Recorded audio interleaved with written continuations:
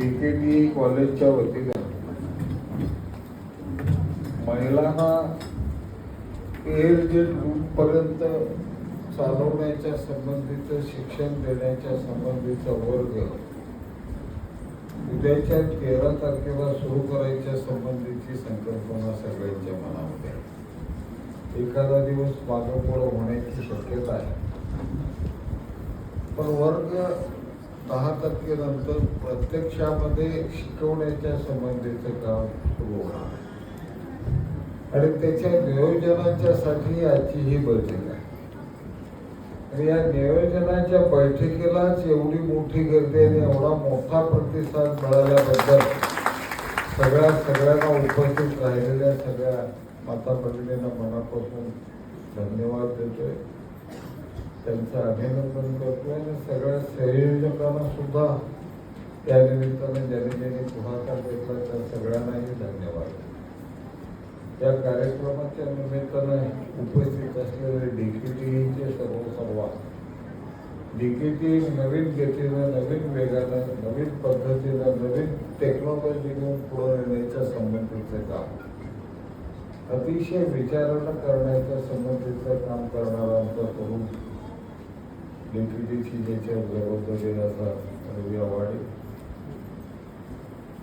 आमचे इचलकरंजी पॉवर असोसिएशनचे अध्यक्ष चंद्रकांत पाटील, त्यांचे उपाध्यक्ष रफिक खानापुरे, पलीकडे बसलेले कोणा पलीकडे सतीश माझे आमचे कुस्ती माजी अध्यक्ष आहेत,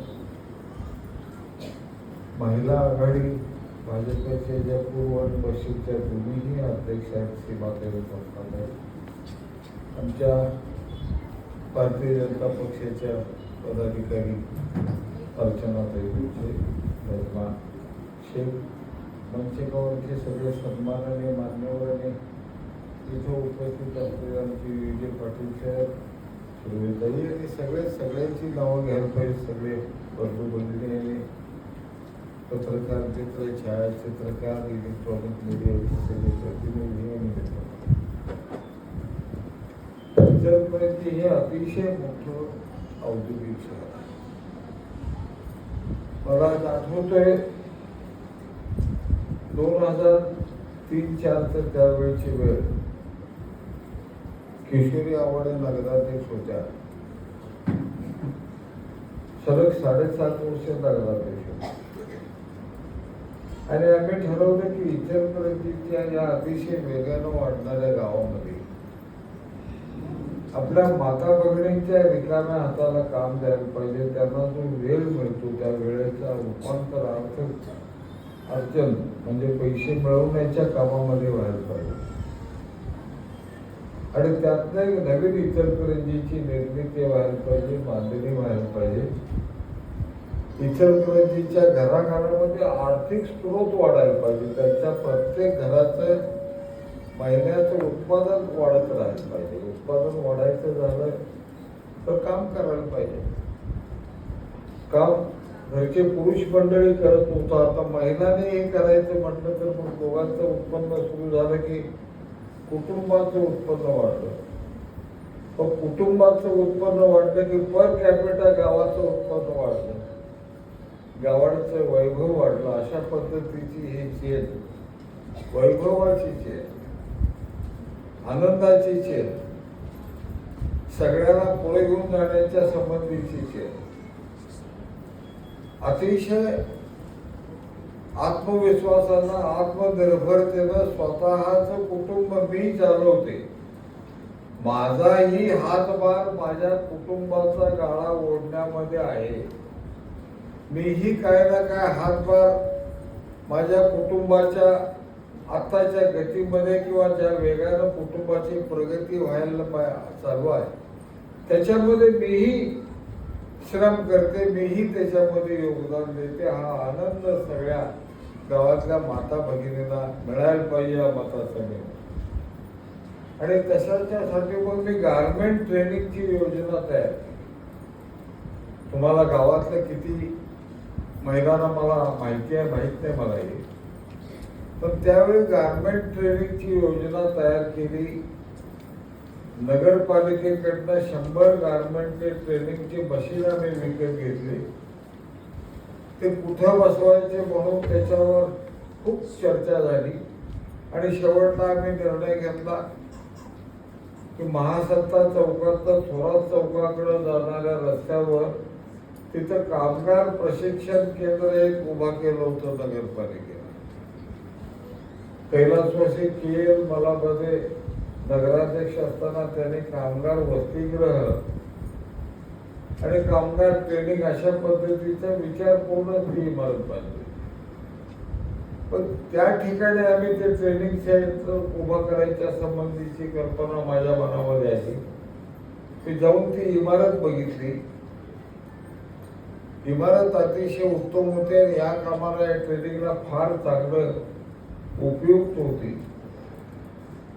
मला आता उल्लेख करायला पाहिजे, इथं CA पाटील सर नाही आहेत आमचे कुरुचीचे, पण CA पाटील ज्यावेळी टेक्सटाईल विभागाचे विभाग प्रमुख होते त्यांनाही घेऊन मी ही सगळी जबाबदारी म्हटलं आपल्याला ट्रेनिंग सेंटर सुरू करायचं. तर त्यानेही आणखी 2 सहकारी डिकेटीतले घेतले. नगरपालिकेचे आम्ही नगराध्यक्ष म्हणून किशोरी आल्या होत्या. आम्ही सगळेजण बघून ती जागा निश्चित केली आणि तसा प्रस्ताव करून शासनाकडनं आम्ही या महिला येणाऱ्यांना स्वतःच्या खिशातले पैसे घालायला लागू नये, नाहीतर त्यांच्या घरातले पाठवणार नाही. रोज 50 रुपये खर्च, जायला रिक्षा, यायला रिक्षा आणि दिवस तुमचा मोडणार. त्यामुळे घरातलं पाठवून नाही तर काय करायचं म्हणून तुम्हाला घरात पैसे मागायला लागून म्हणून फार दिले नाही, पण हातभार लावायचं म्हणून 400 रुपये स्टॅपेंड दिले प्रत्येकाला. जे कोण ट्रेनिंगला येतील त्या प्रत्येक भगिनीला 400 रुपयाचे स्टॅपेंड त्यांचं बस भाडं म्हणून समजा किंवा 1 वेळचा चहा म्हणून काय समजायचं समजून घ्या, पण तुम्हाला स्टॅपेंड म्हणून आम्ही एवढं देतो, तुम्ही येताय म्हणून तुम्हाला देतो. अशा पद्धतीची योजना त्यावेळी तयार केली. त्याला उत्स्फूर्त प्रतिसाद मिळाला आणि बघता बघता सलग ते प्रशिक्षण केंद्र आम्ही सुरू ठेवलं आणि इचलकरंजीतल्या 4,500 माता भगिनीने त्या ट्रेनिंग सेंटर मधलं ट्रेनिंग घेतलं. त्या स्वतः गारमेंटच्या अतिशय कुशल कामगार म्हणून त्याला सर्टिफिकेट आम्ही दिलं आणि त्या माध्यमातून त्या सर्टिफिकेटच्या जोरावर काही माता भगिनीने स्वतःच गारमेंट युनिट सुरू केलं. छोटा असेल मोठा असेल त्या गारमेंटच्या मालक झाल्या. स्वतः 2-4 इतर भगिनींना बरोबर घेऊन त्या मालक म्हणून त्यांच्याबरोबर कामही करायचं कामगार म्हणून आणि त्या युनिटच्या मालकही व्हायचं. अशा पद्धतीचं श्रम करून कष्ट करून बऱ्याच माता भगिनीने स्वतःचे युनिट तयार. काही मोठे युनिट गारमेंटचे आले, चांगल्या पद्धतीने काम मिळायला लागलं. अगदी मोठे अगदी एक्सपोर्ट ओरिएंटेड युनिट सुद्धा आम्ही इचलकरंजी आणलो. पण काही चुकीच्या प्रवृत्तीमुळे आम्हाला त्याला प्रोत्साहन त्यावेळी देता आलं नाही.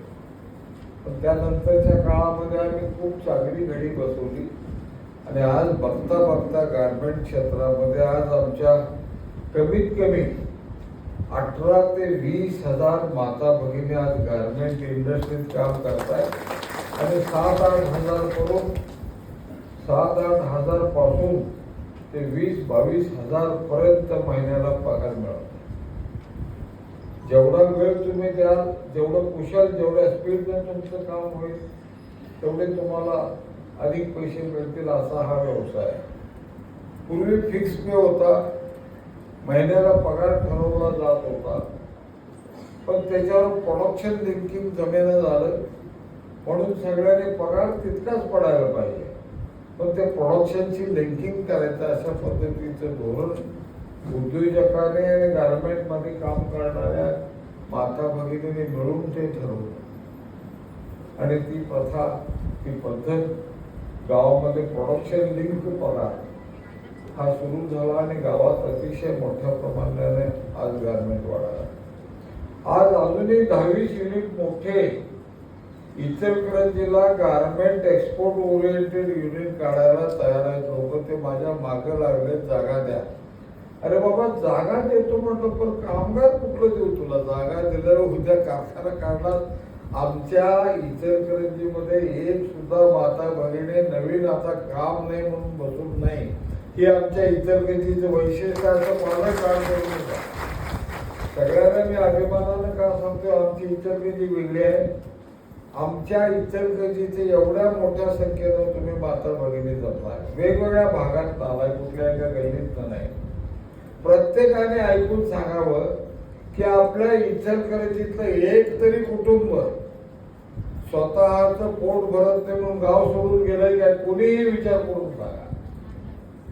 आपल्या इचलकरंजीतलं एक सुद्धा, एवढ्या मोठ्या शहरातलं एक सुद्धा कुटुंब स्वतःचं पोट भरत नाही, काम मिळत नाही म्हणून गाव सोडून गेलेलं उदाहरण आपल्या गावात नाही. तुम्ही एवढ्या मोठ्या संख्येनं जमलाय, तुम्ही सांगू शकत नाही आमच्या गल्लीतले हे कुटुंब गेले म्हणून. त्याच्या उलट इचलकरंजी वाढायला लागली. आपल्या इचलकरंजीमध्ये जिल्ह्यातल्या सगळ्या गावातले लोक इथे येऊन स्थायिक व्हायला लागले, काम करायला लागले. कामगार म्हणून काम करता करता मालक व्हायला लागले. आणि मालक म्हणून जरा बसतात बसवल्यावर लगेच मोठे मालक व्हायला लागले. हे आमच्या इचलकरंजीचं वैशिष्ट्य आहे. ही इचलकरंजीची ताकद आहे. श्रम करणाऱ्याला, काम करणाऱ्याला इथं इचलकरंजीत लक्ष्मी प्रसन्न होते, भरभरून त्याला ताकद देते, आशीर्वाद देते. अशा पद्धतीचं आमचं शहर आहे. त्यामुळं आता या पुढचा टप्पा आपल्याला गाठायचा आहे. नवीन इचलकरंजीचं भविष्य आपल्याला गतिमान, अधिक गतिमान करायचं आहे. त्यासाठी याची बदल. आणि म्हणून हा पूर्वाश्रमीचा इतिहास मी का सांगितला तुम्हाला? तुम्हालाही माहिती पाहिजे, आज इचलकरंजीमध्येच गारमेंट का रुजलं? महाराष्ट्रात वस्त्रोद्योगातलं हे एकमेव शहर नाही.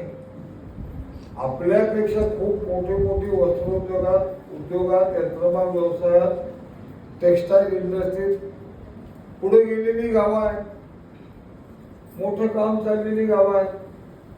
पण याच गावामध्ये हे व्हावं याचं कारण इचलकरंजीमध्ये तुम्ही सगळ्या भगिनींनी घेतलेला पुढाकार. तुम्ही ठरवलं की आपणही आपल्या कुटुंबाला मदत करायला काय ना काय काम करायचं. डीकेटी सारखी संस्था पुढे आली. आम्ही सगळ्यांनी ठरवलं की आपल्या सगळ्या माता भगिनींना व्यावसायिक, उत्तम, कुशल, सक्षम अशा पद्धतीचं त्याला कारागीर कौशल्य असलेले कामगार बनवायचं. त्या कामगाराचा मालक होईल, त्यातनं मोठा मालक होईल. हे बळ त्यांच्यात द्यायचं. आणि हे द्यायचं असेल तर कौशल्य विकासाचं ट्रेनिंग हेच त्याला उत्तर आहे. पण ते देण्याच्या संबंधीचं काम ज्यावेळी केलं आम्ही, त्यावेळी बदल दिसायला लागला, परिवर्तन व्हायला लागलं, कुटुंब अधिक आनंद व्हायला लागला. कामगार मालक हा संघर्ष गावात राहिला नाही. आपापसात चर्चेने सगळ्यांनी उत्तम पद्धतीने आपापले प्रश्न सोडवून घ्यायची सवय लागली. कामगारालाही मालक फरका वाटत नाही, मालकालाही कामगाराचा फरका वाटत नाही. दोघांनाही एकमेकाला कुटुंबाचे घटक समजायला लागले. आणि त्यात महिलांची इन्व्हॉल्वमेंट झाल्यामुळं महिला कामगार हा कामगार नव्हे, महिला श्रमशक्तीला ताकद, प्रतिष्ठा देण्याचे एक नवीन धोरण चालू झाल्यामुळं प्रत्येकाला आणखी कॉन्फिडन्स आला. आता आमचं घर आता उत्तम पद्धतीनं चालणार हे त्या दोघंही नवरा बायको काम करणाऱ्या कुटुंबालाही वाटायला लागलं. आणि मालकालाही स्थैर्य वाटायला लागलं की आता आम्हाला औद्योगिकरणाची आवश्यकता नाही. हे समाधानी, आनंदाने यांचं कुटुंब उत्तम पद्धतीनं चालवू शकतात. त्यासाठी आवश्यक ते त्याला काम द्यायला पाहिजे, ही भूमिका मालकाने केली. त्यातनं गाव पुढे चाललं. गावातलं एकेकाळचा पॉवर रूम म्हणून बघण्याचा उद्देश होता, तो बदलत गेला. पॉवर रूमचं इचलकरंजी शहर हे सेमी ऑटोमॅटिक शहर म्हणून ओळखायला लागलं. रुटी बी, रुटी सी या मॉडेलचे रूम इचलकरंजीत मोठ्या प्रमाणात आले. त्याच्यानंतर स्थलांतर नवीन पद्धतीनं आम्ही गावामध्ये बदल करून आणायचा याच्यासाठी प्रयत्न केला आणि एअर जेट रिपेअर ही टेक्नॉलॉजी इचलकरंजीत आणायच्या संबंधीचा निर्णय आम्ही घेतला आणि त्या दृष्टीने काम म्हणजे काय, लूम मध्ये धोटा असतं, जिथं कांडी असते ती कांडी ज्या धोट्यात घालतात तुम्हाला सगळ्यांना माहिती आहे आणि ते धोट मग माराने इकडं तिकडं शटल जातं आणि त्यातनं ते थोड्या खालीवर झालं की विलीन होत जातं, कापड बनत. हे आता आपण एअरजेटचा आता किंवा रिपेअरची टेक्नॉलॉजी म्हणजे काय, त्याला धोटं लागत नाही, त्यात हवा किंवा मशीनच्या द्वारे क्लिपच्या द्वारे ते धागा तिकडं इकडं अशा पद्धतीचे नियन करायच्या संबंधीचं काम चिमटीत धरून धागा इकडं तिकडं चालला की तो रिपेअर झाला, त्या रूमला रिपेअर म्हणतात. आणि जो धागा हवेच्या प्रेशरवर या बाजूला त्या बाजूला आणि त्या बाजूला हवेच्या प्रेशरवर परत उलट्या बाजूला आणि इकडनं परत तिकडे ते एअर प्रेशरवर हवेच्या प्रेशरवर धागा पळायला का इकडे तिकडे की त्याला एअर जेट किंवा त्या क्वालिटीचे रूम्स आता बनायला लागले. रिपेअर म्हणजे चिमट्यात धरून ओढायचं, एअर जेट म्हणजे वारानं फेकायचं, हे साधं गणित आहे. आणि तशा पद्धतीचं लूमचं ट्रेनिंग तुम्हाला सगळ्यांना द्यावं अशा पद्धतीची कल्पना आमच्या मनात. हे का द्यावं असं आम्हाला वाटलं, त्याला एक काय तर कारण आहे. आपल्या गावात येणाऱ्या 2-4 वर्षात, 2च वर्ष 4ही अजूनही 10,000 एअरजेट लूम नवीन यायला लागले. आपल्या इचलकरंजी शहरामध्ये 10,000 शटरलेस लूम येणाऱ्या 2 वर्षात यायला. इथं महाराष्ट्र ट्रेनिंग इन्स्टिट्यूटचे गव्हर्नमेंटने जे त्यांना कौशल्य विकासचे काम दिलंय आणि तुम्हा सगळ्यांना सक्षम करायचं, कुशल कामगार बनवायचं, कौशल्य तुमच्यात भरून भरायच्या संबंधीची जबाबदारी शासनाने यांच्या कंपनीला दिली. त्या कंपनीच्या वतीने आम्ही हे ट्रेनिंग देणार आहोत. डीकेटी पूर्ण क्षमतेनं त्यांच्याबरोबर राहणार आहे, तुमच्याबरोबर राहणार आहे. तुम्हाला शासनातनं हे शिकत असताना जो काय मोबदला मिळणार आहे तो आम्ही घेणार नाही, त्यांना देणार आहे आणि त्यांना तुम्हाला सगळ्या सुविधा द्यायला सांगणार. हे ट्रेनिंग सुरू झालं की दुपारी तुमच्या चहा पाण्याची व्यवस्था, तुम्हाला बसनं आणायला जायची व्यवस्था, कुठेतरी सेंट्रलाइज ठिकाण करून तिथनं इथंपर्यंत आणि संध्याकाळी तिथं सोडायचं. प्रत्येकाला घराघरात काय बस जाणार नाही, पण ज्या भागात नाही येणार महिला त्या भागात कुठेतरी एक केंद्र करून तिथनं आपण जिथं शिकवायचं ठरवलंय तिथंपर्यंत ते नेणं देणं आणि तुम्हाला परत सोडणं त्या स्टेशनला. हे काम करायच्या संबंधीची जबाबदारी आहे त्यांच्यावर. हे काम मोठं आहे. हे काय करायला पाहिजे त्याचं कारण, आज इचलकरंजीमध्ये कामगारांची फार मोठी टंचाई आहे, फार मोठी कमतरता आहे. तुम्हाला मनापासून सांगतोय की आता ही कमतरता भरून काढायचं काम तुम्हाला करायचं. नाहीतर इचलकरंजीची आपली गती जी आपण गतिमान इचलकरंजीला बनवलंय ती गती आपल्याला ब्रेक होण्याची शक्यता आहे.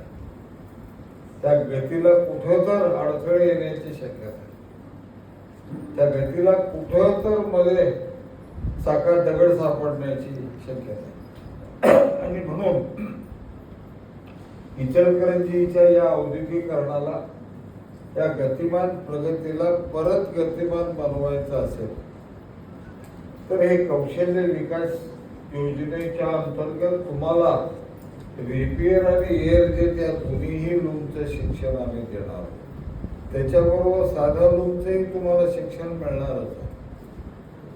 साध्या लूमचं शिक्षण, रिपेअर लूमचं शिक्षण, एअर जेटचं लूम शिक्षण, हे तिन्ही शिक्षण तुम्हाला आम्ही देणार आहोत. प्रत्यक्ष किती महिन्याचा कोर्स? 3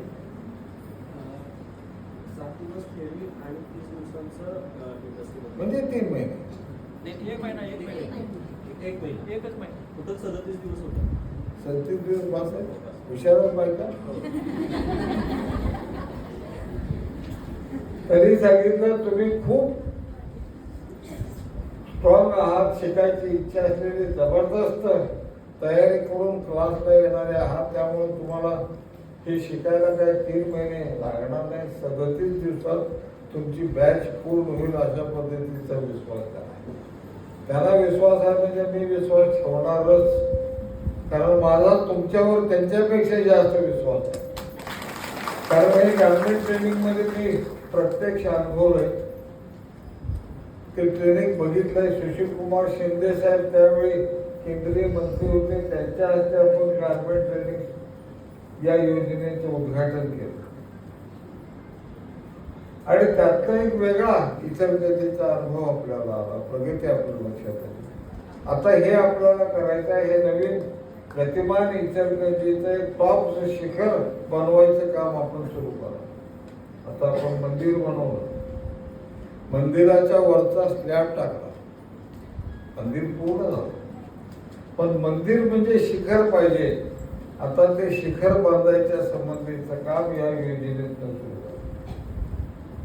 आता त्याच्यावर कळस चढवायचं काम आता त्या तुमच्या ट्रेनिंग सेंटर मधून आम्ही करणार. म्हणजे काय, म्हणजे हे की तुम्हाला गारमेंट उद्योगात आता किती पैसे मिळतात, तर मी सांगितलं 7-8 हजार पासून 20-22 हजार रुपये मिळत. 20-22 हजार मिळवण्याची संख्या किती, तर 10 आहे. 90% महिला तिथपर्यंत जाऊन पोहोचू शकतात. 90% महिला कुटुंबात जातात. 90%तल्या एक 25% महिला, 15 ते 20% मध्ये 25%, आणि बाकीच्या 65% महिला, त्यातल्या 65% पेक्षा निम्म्या महिला 10 ते 15 हजार मध्ये, आणि बाकीच्या निम्म्या महिला 15,000च्या आत एवढा आज पैसे कमवतात. मी हे ट्रेनिंग सेंटर सुरू करालो, याच्या माग तुम्हाला किती पैसे मिळणार आहेत, तर या योजनेत जर तुम्ही कौशल्य विकास केंद्रात हे 40 दिवसाचं 37 दिवसाचं ट्रेनिंग घेतला, तर तुम्हाला इचलकरंजीत आम्ही सर्टिफिकेट वितरण डीकेटीचं करणार आहोत, आणि महाराष्ट्र शासनाचं शिक्का असलेलं त्यांचंही पत्र द्या. त्या योजनेत आम्ही हे सर्टिफिकेट तुम्हाला दिलं, तुम्ही कौशल्य विकास केंद्रात कुशल कामगार म्हणून तुमची तयारी झालेली आहे, तुम्ही ते काम करू शकता. हे सर्टिफिकेट तुम्हाला मिळाल्याच्या नंतर तुम्हाला सर्टिफिकेट वितरणाच्या दिवशी इथं तुम्हाला काम देणारी माणसं खाली बसणार, इथं कारखानदार येऊन थांबणार आहे. ते सांगणार आहे की आमच्या कारखान्यात याला घेऊन जावा, यांचे नातेवाईक आमच्यात आहेत. कुणाची मुलगी असेल, कुणाचे वडील असतील एखाद्या कारखान्यात, तर वडील सांगतील माझी मुलगी माझ्यावर करा. कोणाचे पती असतील कुठल्या तर कारखान्यात, तर ते म्हणतील माझ्या मिसेसला मी माझ्याच कारखान्यात घेऊन जातो. दोघंही आम्ही जातो, दोघंही येतो. या पद्धतीचे हे एकत्रितपणानं काम करावं, यासाठी ही योजना.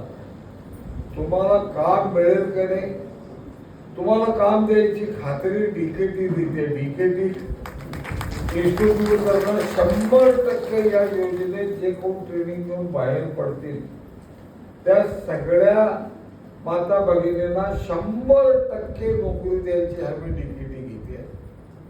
डीकेटीचं सर्टिफिकेट घेऊन तुमच्या घरचे जिथं कोण असतील कामाला.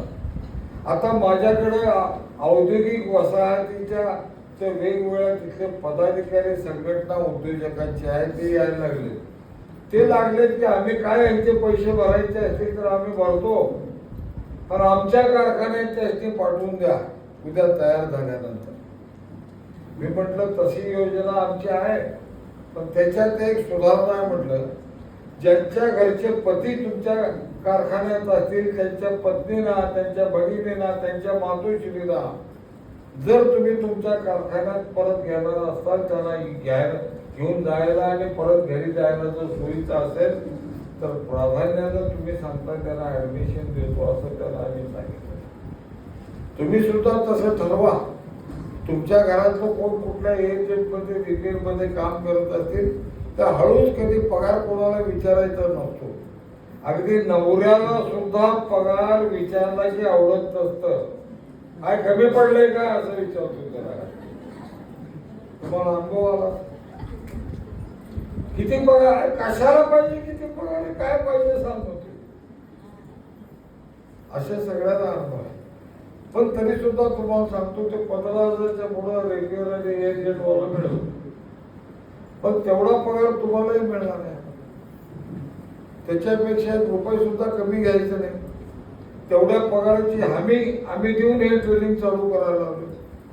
तुम्हाला गंमत सांगतो ते रवी वापीचे किती येणार आहेत वॉलमार्टचे?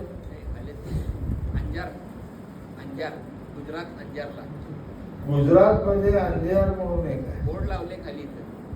तिथे वेल्सपन कंपनी आहे. त्या वेल्सपन कंपनीला 2,000 कामगार पाहिजे. 2,000 एअरजेट रिपेअरचे कामगार पाहिजे. त्यांना अख्ख्या गुजरातमध्ये मिळणार म्हणून त्यांनी इतर म्हणजे डीकेटी मध्ये बोर्ड लावलाय. गावागावात पॉवर रूम मध्ये आले, माझ्याकडे आले आणि आम्हाला इथं कामगार मिळवून द्या म्हणून सांगायला. पण तिथनं इथं येऊन इचलकरंजीत कामगार ओळखायला मी त्यांना सांगितलं, बाबा इचलकरंजीत कमी आहे, आम्ही आमच्या माता भगिनींना ट्रेनिंग देऊन त्यांना उद्योजक बनवलोय, कामगार म्हणत नाही मी. आजचा कामगार उद्याचा मालक होतोय, मग ती माता असू दे किंवा माझा भाऊ असो. इचलकरंजीतल्या कामगारांचं वैशिष्ट्य आहे की तो उद्याचा मालक. आणि तुम्ही सुद्धा आज सुरुवात तुमची आहे, तुमचंही उद्याचा मालक आहे. आता वेगवेगळ्या योजनेत तुम्हाला रूम घेता येतात, स्वतःचा मालक होता येतं. आता एक तारगावच्या माने म्हणून आमच्या एक कार्यकर्ते आहेत, त्यांनी स्वतःच जकार्डचं रूम टाकायचं त्यांनी ठरवलेलं आहे. माझ्या मागे लागले, सातत्याने प्रयत्न करायला लागले. मला एक जकार्डचा रूम करून द्यायचा आहे, 15-20 लाख रुपयाला तो तयार होईल. मला एक रूम घालून द्या, बँकेचं कर्ज काढून द्या. त्यांना निर्व्याजी कर्ज मिळू शकतं. मुख्यमंत्री उद्योजिका योजनेतूनही त्यांना कर्ज मिळू शकतं. किंवा अलीकडे अण्णाभाऊ पाटील, अण्णासाहेब पाटील महामंडळ असेल, पुण्यश्लोक अहिल्या देवी महामंडळ असेल, महात्मा फुले महामंडळ असेल, या सगळ्या वेगवेगळ्या महामंडळांचा सुद्धा निर्व्याजी कर्ज मिळू शकतो. हे कर्ज घेऊन उद्या मालक व्हा. पण मालक झाल्यानंतर तुम्हाला तो कामगार बरोबर करायला की नाही समजायला तुम्ही त्यातलं तज्ञ व्हायला पाहिजे, तुम्हाला ते समजा. म्हणून ट्रेनिंग प्रोग्राम. माझी विनंती आहे की फार मोठ्या क्रांतीची सुरुवात आज व्हायला. आजचा इचलकरंजीच्या इतिहासातला आजचा दिवस, जूनची पहिली 1 तारीख, ही फार चांगल्या अशा पद्धतीचं सुवर्ण युगाला सुरुवात करणारी अशा पद्धतीची ठरावी, अशा पद्धतीची मनोभावना. त्यासाठी माझ्या सगळ्यांना शुभेच्छा आहेत, आशीर्वाद. माझी इच्छा आहे की इचलकरंजीच्या नादाला कोण लागता कामा नये. आम्ही स्वतःच्या कष्टानं आमचं गाव, आमचं शहर आम्ही मोठे केले. फार मोठा राजकीय वर्ग आमच्या गावाला मिळाला असं नाही. फार मोठं परमनंट मंत्रीपद आमच्या गावाला कधी मिळालं कधी कधी, पण परमनंट कायम काही ठिकाणचा वरद असतो, त्या गावाला मंत्रीपद ठरलेलं असतं, त्या जिल्ह्यात ठरलेलं असतं. आम्ही आमच्या हिमतीवर, आमच्या जनतेच्या, माता भगिनींच्या, बंधूंच्या कर्तृत्वावर आमचं गाव आम्ही भारतात नंबर 1 ला नेले. भारतात नंबर 1, आता जगात नंबर 1 ला जायचं. जगात नंबर 1 ला इचलकरंजी न्यायला तुमची श्रमशक्ती, तुमची ताकद, तुमची प्रतिष्ठा, तुमचं कौशल्य, या सगळ्याची आता साथ या गावाला पाहिजे, या इचलकरंजीला पाहिजे, इथल्या उद्योजकाला पाहिजे. आणि ते जर तुम्ही केलं तर गाव थांबत नाही. गाव आंतरराष्ट्रीय स्पर्धेमध्ये आम्ही चाललोय. एक्सपोर्ट मध्ये इचलकरंजीला फार मोठं भविष्य आहे. परवा भारत सरकारनं देशामध्ये फक्त इचलकरंजीला एक्सपोर्ट फॅसिलिटेशन सेंटर म्हणून मान्यता दिली. भारत सरकारचे केंद्रीय मंत्री आदरणीय नामदार गिरिराज सिंग साहेब इचलकरंजीला एक दिवसभर भेटीसाठी आले होते.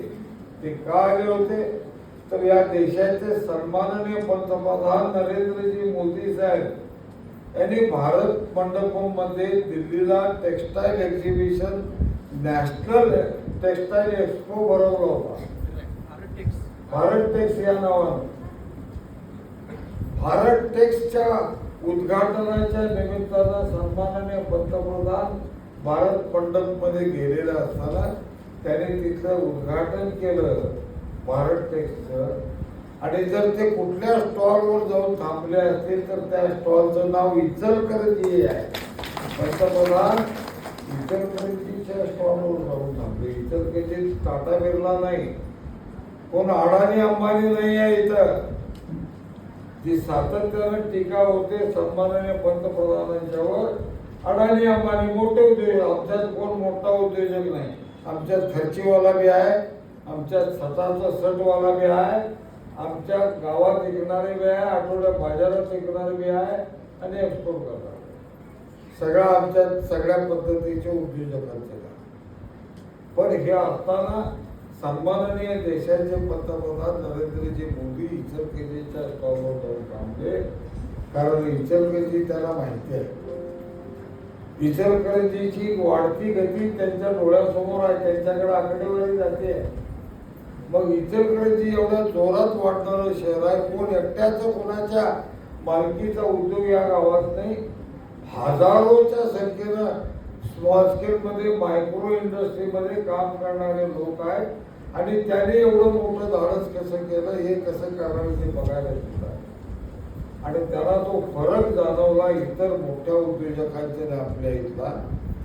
आणि मग त्यांनी गिरिराज सिंग साहेबांना वस्त्रोद्योग मंत्री महोदयांना सांगितलं, इचलकरंजीला जावा, तिथली पद्धत समजून घ्या. देशामध्ये टेक्सटाईलची एवढी केंद्र आहेत, त्यात इचलकरंजीच का पळायला लागले, सगळ्यात जास्त जोरात का आहे. आणि अलीकडच्या 3-4 वर्षात तुम्ही कधी अलीकडच्या 3-4 वर्षात मंदी हा शब्द इचलकरंजीला आलाय काय? कोण काहीही म्हणो, राजकीय दृष्ट्या वेगवेगळ्या पद्धतीच्या चर्चा असतात, टीका टिप्पण्या असतात. पण धंद्यात सद्यस्थितीमध्ये आपल्याला गावात तो अनुभव आला. सगळ्यांचं आपापल्या पद्धतीने व्यवस्थित चाललं. मग असं हे वातावरण यापुढच्या काळात अधिक चांगलं ठेवण्यासाठी आपल्याला पळायचं आहे. म्हणून आजचं हे प्रशिक्षण शिबिराची पूर्वतयारीसाठी तुम्हाला बोलतो.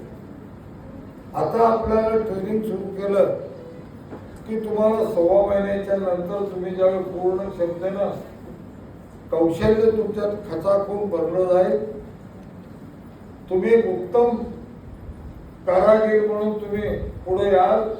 स्वतःच्या आत्मविश्वासानं पुरुषांच्या बरोबरीने किंबहुना पुरुषांच्या पेक्षा चांगलं काम करून दाखवा. कारण पुरुषांना आजही कितीही काही म्हटलं तरी त्याला वेळ लागतो. असं स्तंभ करूया किंवा असं झाला त्याला आहे ते किंवा 2-4 वेळा चहा करा. माझ्या माता भगिनींचं तसं नसतं. एकदा कष्टाला उभे राहिल्या की त्या दिवसभर त्यांचं काम कुठेतरी वेळ वाया न घालवता त्या करत असतात. हा आपल्याला अनुभव. आणि म्हणून सक्षम कामगार, चांगला कामगार जेवढ्या माता भगिनी तयार होतील त्यांचे ऍडव्हान्स बुकिंग चालू होईल एवढं सांगतो तुम्हाला. आमच्याकडे पहिल्यांदा द्या, आमच्याकडे पहिल्यांदा द्या, अशा पद्धतीची स्पर्धा त्यात चालू होईल, मागणी चालू होईल. आणि त्यातनं इचलकरंजीचं भविष्य बदलेल. इचलकरंजीतलं प्रत्येकाचं अधिक अर्थार्जन कुटुंबामध्ये होईल, त्यातनं गाव मोठं. म्हणून मी काळजी घ्यालोय. मी परवा 2-2.5 हजार घर कामगारांच्यासाठी बांधायच्यासाठी कल्पना जाहीर केली. मी त्या योजनेचा लोकांच्या समोर मांडण्याच्या संबंधीचा कार्यक्रम आम्ही केला.